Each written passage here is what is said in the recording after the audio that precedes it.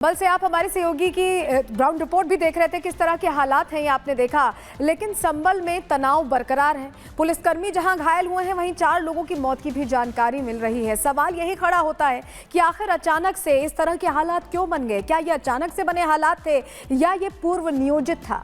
Report के जरिए आपके सभी सवालों का जवाब दे रहे हैं।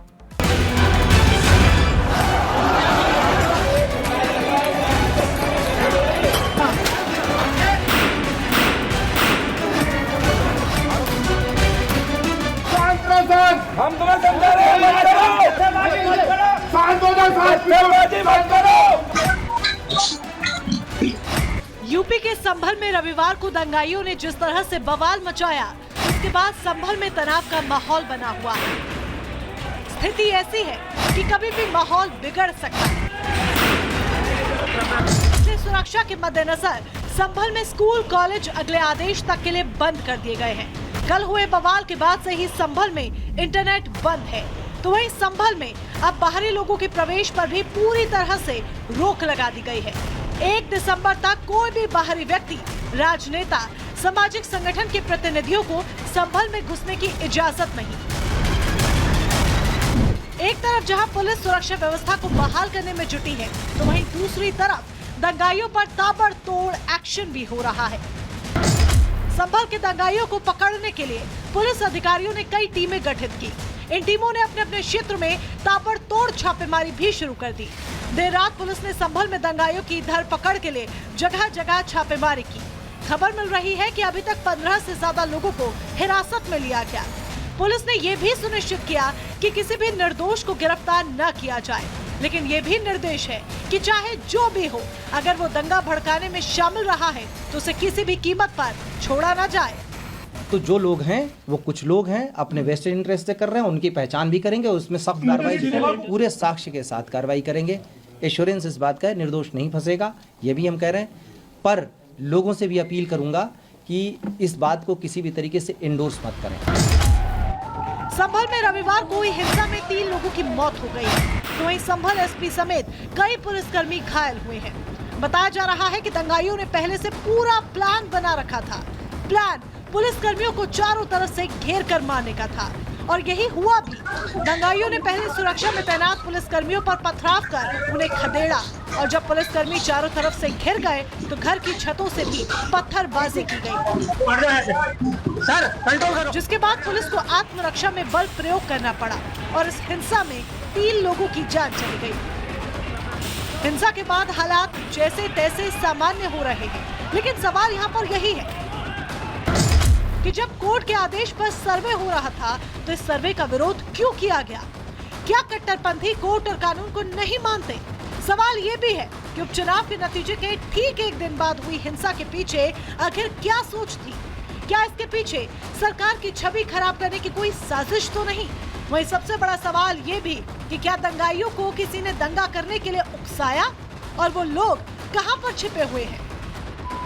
ये वो तमाम सवाल है जिस पर बहस छिड़ी है, लेकिन मुद्दा वही है कि आखिर इन कट्टरपंथियों का इलाज क्या है? क्या इलाज है उन लोगों का जो देश में रहकर भी देश को दंगे की आग में झोंकना चाहते हैं? क्या इसके पीछे वोट बैंक और तुष्टीकरण की राजनीति जिम्मेदार है, या जिम्मेदार है वो लोग जो देश को संविधान से नहीं बल्कि शरिया से चलाना चाहते हैं? Bureau report, Republic Bharat.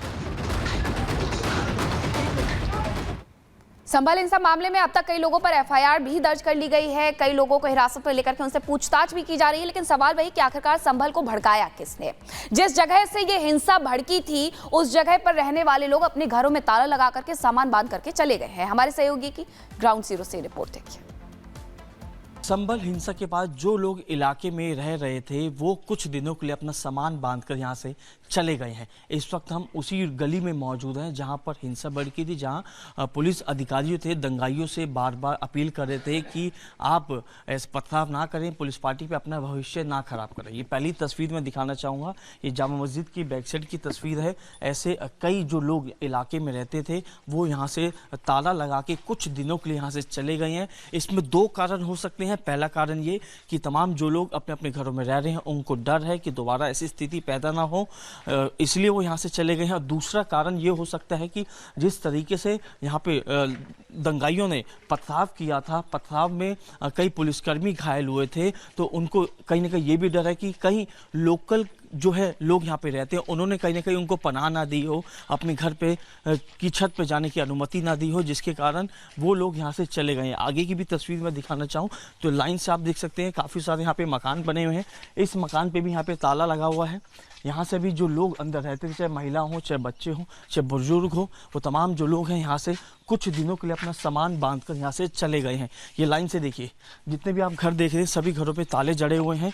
वजह यही कि या तो दंगाइयों का डर, या दूसरा कारण ये हो सकता है कि जिन लोगों ने पथराव किया है उनका कहीं ना कहीं कनेक्शन जो है लोकल लोगों के साथ हो सकता है। एक ये भी जो है डर सता रहा है। तो इसलिए पूरे इलाके में यहाँ पे जो घर हैं यहाँ पे ताले लगे हुए हैं और सभी लोग कुछ दिनों के लिए सामान लेके जा चुके हैं। लेकिन पुलिस टीम जो है जो लोग यहाँ से यहाँ पर गए हैं उनकी भी एक लिस्ट तैयार कर रही है कि आखिरकार हर घर में कितने लोग रहते थे और जिस समय ये हिंसा भड़की उस हिंसा के दौरान उस घर में कितने लोग थे, बच्चे कितने थी, महिलाएं कितनी थी, पुरुष कितने थे। लिस्ट तैयार होने के बाद इन सभी लोगों से पूछताछ की जाएगी और पूछताछ के बाद तमाम जो जानकारी है जो यूपी पुलिस संभल हिंसा में हासिल करना चाह रही है वो हासिल कर पाएगी कि आखिरकार जो लोग बाहर से आए थे उन्होंने दंगा किया या कि स्थानीय लोगों की मदद से इस पूरे माहौल को खराब करने की कोशिश की गई। फिलहाल पुलिस जो इस पूरे मामले में इन्वेस्टिगेट करी, इन्वेस्टिगेट के बाद और ज्यादा जानकारी इसमें यूपी पुलिस हासिल कर पाएगी। तो हालात तनावपूर्ण संभल में और सुरक्षा बल जो है वो पूरी तरह से अलर्ट मोड पर हैं। संभल पर चप्पे चप्पे पर नजर रखी जा रही है। हर